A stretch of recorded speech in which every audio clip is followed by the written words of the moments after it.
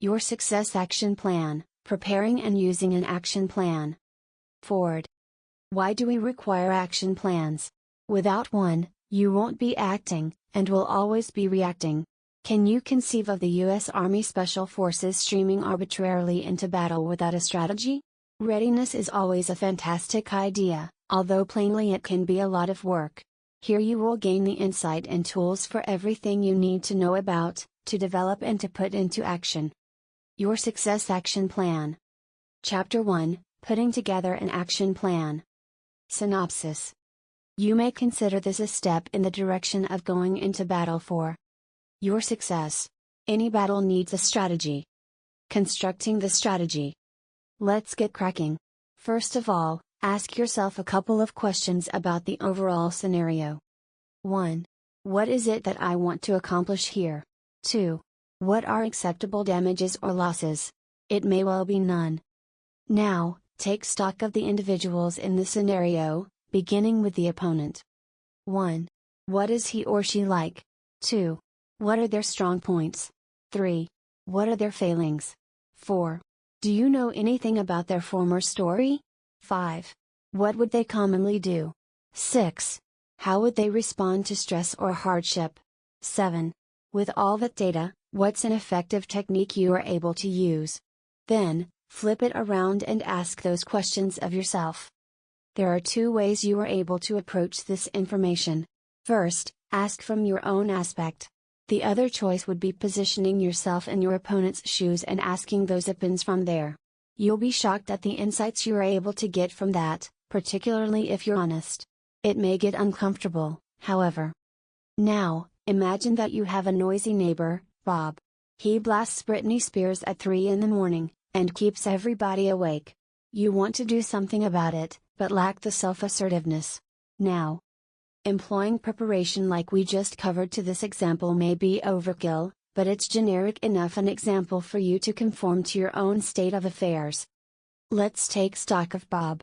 He's loud and dictatorial. He's 6'3", an ex-bodybuilder with a neck like a Angus steer. He does not have a failing. But you do recognize he likes to think of himself as a fair man. You also remember that he detests primitiveness, and he responds by using his size to intimidate.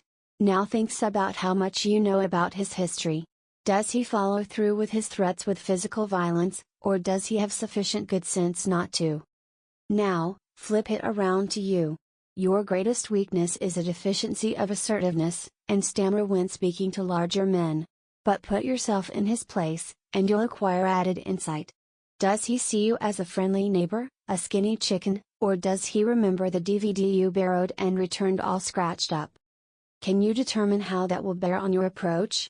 Plainly, politeness is the way to go since he probably does still remember the DVD. But if you're too shy, you may decide to write a memo alternatively. Because he's upset over the DVD, it may be a good idea to calm the waters with a peace offering. Now, you may be thinking that this is common sense, but till you make it a formal process, there's a lot you are likely to overlook. Chapter 2, Preparation for the Meeting. Synopsis. You must ready for the meeting with the opponent. Step 2. Ask yourself a couple of more questions here. It will assist you in planning for your plan of attack. 1. How do you recognize you have met your goals? 2. How do you mean to approach this encounter? 3. How do you structure it? 4. Do you have a position to fall back? 5. Take stock of the battlefield. 6. What can you improve on? What do you have to hold in mind throughout the encounter? How would you approach the meeting? Are you friendly and modest, or do you make a show of strength first, and advance from a position of might? How would you set it up? Do you try for friendly small talk to start out with and work your way into the business talk? In a sales meeting, do you attempt to close the sale straight off, or would you be pleased to leave with a telephone numb? How about a boxing match? Do you take off offensively, or do you check out the other fighter for the beginning round? Let's break down the battlefield next. This can apply to the physical state of affairs. If you're on a date, it may be a good idea to go to a regular hangout, so you have bunches of friends to make you appear popular. How about a meeting? A lot of offices are set up with power tables and pieces of furniture configured to make the visitor feel little. If you're in such an office, you may decide to take him out of his power spot by proposing you do a business lunch, or even proposing a visit around the water cooler. Occasionally, the battlefield refers to the non-figurative conditions surrounding your meeting.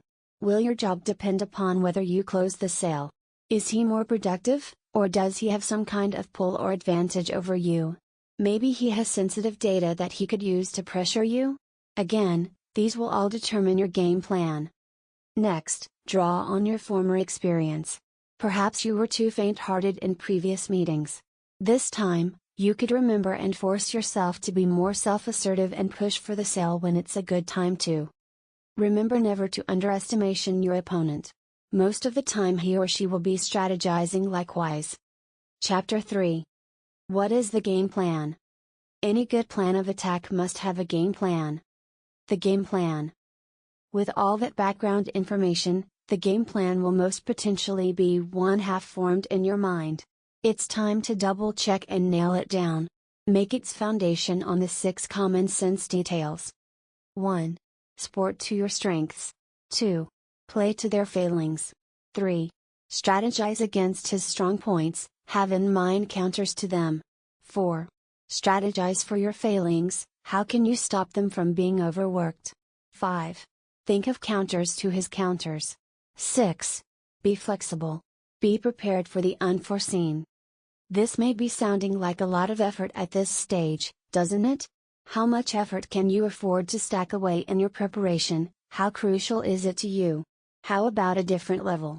What are his counters to your counters, and how would you anticipate those? Let's back up to Bob. You recognize he's the type of guy who likes niceness, and you have resolved to send him a peace offering ahead of approaching him, founded on former disagreements. Now, what if that doesn't work? What if he for some reason becomes even more outraged at your present? He sees it as some form of bribe. How are you going to brace yourself for that? So this step is to write a strategy down. Then contemplate it. Just like authoring an article, it's conceivable to gain new perspectives and options after placing it aside for a couple of days. How action plans work with visualization. Once you configure your action plan, spend a little time visualizing it. Visualize your success.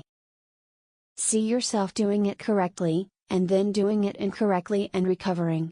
It's also a beneficial idea to incorporate the unforeseen. What if you're hungry, or couldn't sleep the night before, or somebody begins to hassle you?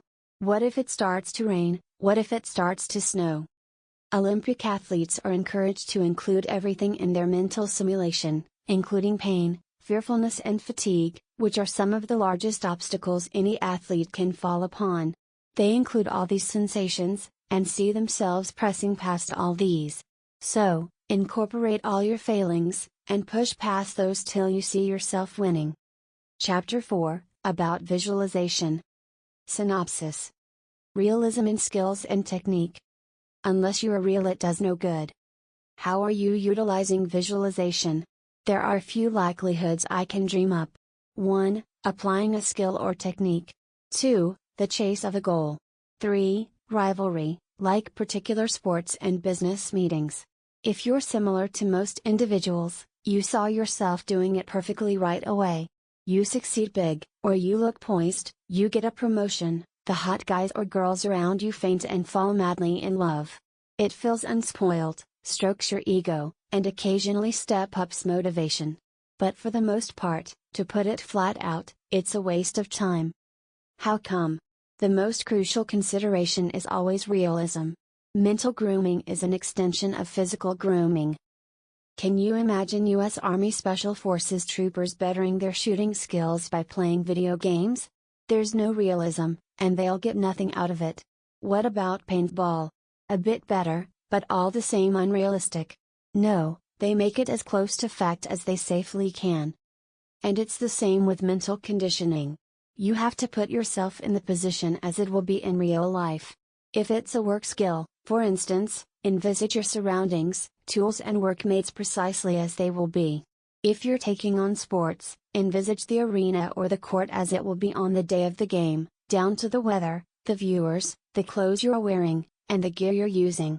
Make certain to incorporate all your senses, and to make certain you're in the scene not just thinking about it.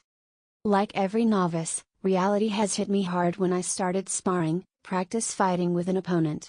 I got crushed by anybody who had more experience, even the less experienced guys. My strategy fell apart, I had no defense, and I was often paralyzed with fright. This started to change once I merged realism into my mental grooming. It meant carrying forward my weaknesses and errors. I didn't force that to happen, it came naturally once I made everything as realistic I was able. Even though I was simply sitting on my couch, I felt the canvas under my feet. I smelt the moldy stench of the gym. I felt my shirt holding tight to me, past DW. I saw the muscles of my sparring mate rippling as his fist came waving at my face. I knew I was getting it correct when my body began stiffening and my heart started beating rapidly, and when my mental opponent beat me up as he did in the real world. Did that imply I failed? No, it implied I succeeded. From that point on, I could really begin training. Gradually, I began bettering my defense mentally. My fear diminished.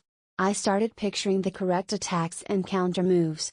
These advances, because they came in a realistic scenario, started carrying forward to real life. Now, a decent add-on is to catch the feelings affected. Have you ever felt it before in the real world? Let's suppose you play basketball. In the real world, you can't get the ball through the hoop as frequently as you would like, however there have been times when you have. How did you feel then? Majestic, thrilled? Try to recall that feeling. Seize it. Expand it if you are able to. Now, hold that feeling while you're rehearsing mentally, it will knock down your learning time. As one Olympic athlete said it, rather than mentally being in the Olympics, he felt it also, he was at the Olympics. Chapter 5. Using Visualization for Goal Setting. Synopsis. This brings us into visualization in the quest of goals. Getting ready for this might be slightly different from visualizing a skill. While you want to get your body into the action when you are visualizing performing a skill, visualizing some goals requires just the opposite. Seeing the goal. Make your body as at ease as possible. Scan your body mentally, decompressing each muscle as you continue. If your muscles are taut, and they frequently are, without us even recognizing it, then they're removing energy, not the metaphysical type, just plain old energy we get from nutrients, that we could be utilizing for mental work. Much has been authored about visualizing your goals, but here is the info you need.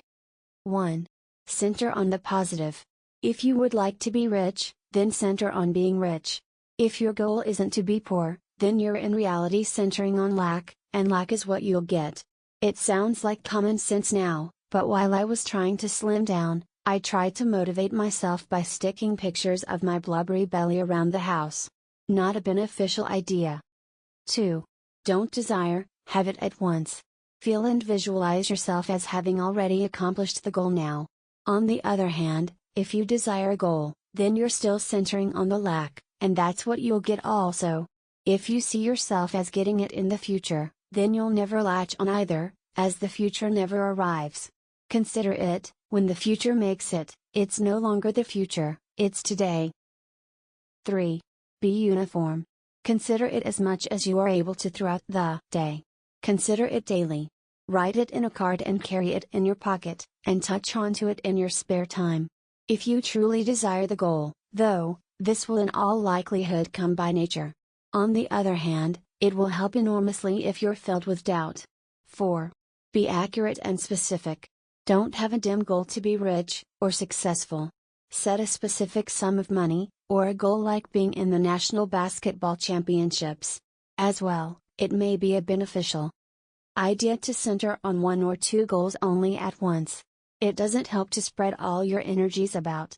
The only rule that I haven't been able to solidly put to take on a trial run is whether you should leave in the how. Let's suppose you want $1 million. Should you visualize yourself performing the deeds that will bring in your money, like Think and Grow Rich says, or is that unreal restriction? Some say that you should leave room for the unforeseen. You may have a 10-year plan to make your million, But what if you may be able to score a 1-year contract? I'll leave the option up to you. Naturally, the other visualization rules hold also. Make the image as truthful and elaborate as possible. Make certain you're in it. Hold the image in your mind as much as you are able to. From there, you'll build up self-confidence, expectation and want. Now, what about believability? When does realness come into play? Let's return to the millionaire goal. What if you feel it's unrealistic? Do you bring down your sights? First off, don't be afraid to set your goals high, if you really want it. There's an old saying, where there's a will, there's a way. As you carry your goal in your mind steadily and consistently over time, you'll start to build strong want, expectation, and self-confidence. From there, plans start to click, and you'll slowly gain the confidence and self-will to follow them. Within reason, there's no goal you can't accomplish provided you're willing to put in the work. Naturally, there's always the possibility that it isn't something you really want. It's likely that parents, partners, or society will embed goals that we don't truly want. Chapter 6, Staving Off Resistance. Even the best laid action plan can come up against some resistance. Charging ahead.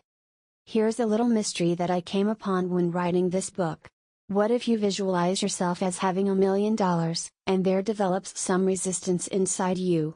It may be a physical feeling, like tautness in your chest, or it may be a little voice in your psyche saying, "Who are you, dashing?" Isn't that simply another emotion that can be recognized, and purged, just like fright and sorrow and anger? Accept and embrace that feeling, and let it glide off you. Love it, and see it decrease. You're clearing away internal barricades to your success. With adequate desire and self-confidence, as mentioned previously, you're doing the same thing, but why not accelerate it with both at the same time? Here's a fast summary of the purging process. Conjure up the feeling of resistance. Welcome that feeling. Let yourself to feel it to the fullest. Don't toy with it, or your mind will begin telling fibs like it will never work, which makes it tougher. Embrace it and feel it right away. What does it feel like? Where is it? My resistance feels like tautness in my face and chest, for instance. Tell yourself that this is precisely what you would like to feel. And simply sit there with it. Let it take as long as it wants. Don't force it away or refuse it, just let it be there. It will fade away sooner or later. To deepen this process, attempt a strategy called the stream of consciousness. Take a piece of paper and put down your goal on the top. Then put down whatever springs to mind underneath it. A great deal of it will be rubbish. I blanked out doing the laundry, for instance, but a lot of fundamental fears will come up also. I once had a goal to become stinking rich, and this exercise brought out several hidden obstructions. Will I have to look out for fake friends? Will I fall victim to extra stress? Will I have no time to myself? Evoke your feelings around those, and purge those as well. Chapter 7. Assertiveness with Self-Compassion. Everything we do has to begin with us. Personal effectiveness, personal might, assertiveness and self-worth all begin with self-compassion, acceptance and love. Even if your goals are external, it still has to begin from the inside out. Action plan from the inside out. Let's get rolling. The emotional level of assertiveness starts with cultivating self-acceptance, compassion, and love by meditation. I recognize that for a lot of individuals, this is the last thing they would like to hear. The most potent exercise I've found for this is a love and compassion meditation. As a matter of fact, this meditation was at first only saved for advanced pupils in many monasteries. It's changed the lives of a lot of people. As well, you must remember not to degenerate into selfishness. This ensures the contrary, just like the top champagne glass atop stacked ones for a fountain, after a while, you'll naturally start to overflow and touch other people. It may take weeks, or even months, but there's no other way. It has to happen. This may seem common sense, but I know of a lot of individuals who are so self-denying that they run themselves to the ground for other people. Mothers, for instance, often wreck their own health and have no time for themselves because of their capital love for their family. But they blank out that they themselves are a part of the family and merit care and tenderness just like the others. If you're a mother or another selfless giver who feels outraged by this, please remember that by attending to yourself, you'll be able to love your youngsters more effectively. The key is to discover a balance. Here's a technique called grounding, though it's merely common sense that somebody has given a structure. There are two ways you can use this to build assertiveness. The first is to conjure up a hard situation mentally, when you're alone at home, and exercise grounding then. Slowly, given experience, you'll be able to ground yourself as it happens. 1. Pause. 2. Get aware of your body. 3. Which parts of your body are strained? 4. What are your physical senses? 5. What are you feeling emotionally now? 6. What are you considering right now? 7. What precisely is causing the trouble, the other person's conduct, the environment, or something else? If it helps, breathe deeply, and loosen all areas of stress. It may help to disconnect from and watch your physical sensations to cast off any negativity. Now you've loosened up and gotten a handle on the state of affairs. It's time to go deeper. This is where you start to develop your first-person perspective for assertiveness. Ask yourself these questions. 1. Which part of me is being challenged? Opinions, values, personal identity, or something else? 2. What do I deprivation right now? 3. What is crucial to me right now? 4. What am I doing now that forbids me from getting it? 5.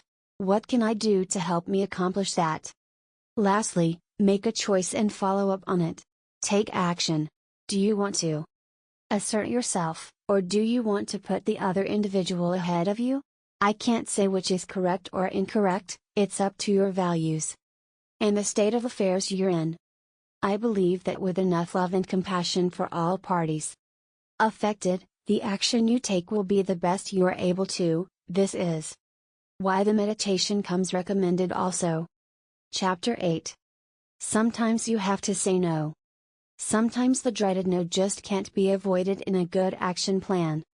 How to say no nicely.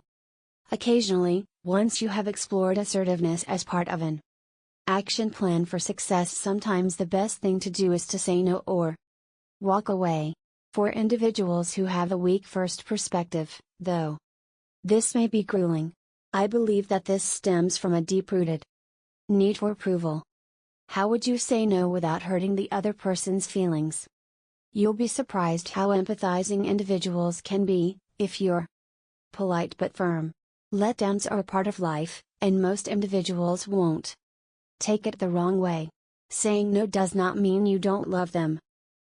If they don't like you because you're sticking up for your own rights, and not out of selfishness, are they somebody you should even be around? They could be immature, using you, or perhaps they're just not used to your sudden personal power. After all, they probably don't know you are working on an action plan and they may need some time to get used to the new you. Conceive of this. You're busy at work, and your best friend comes in and calls for an hour of your time to help her out.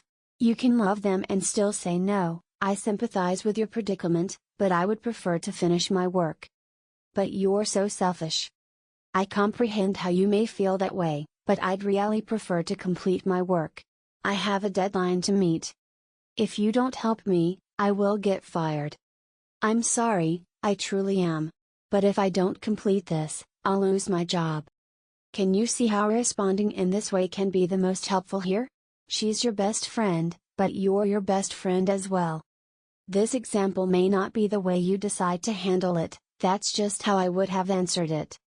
How would you handle a disagreement between your two best friends?